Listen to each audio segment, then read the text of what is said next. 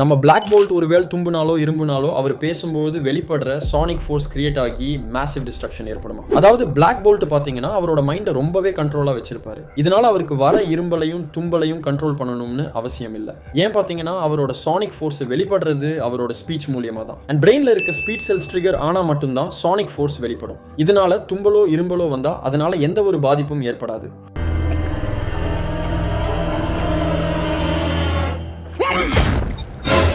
அடங்கும்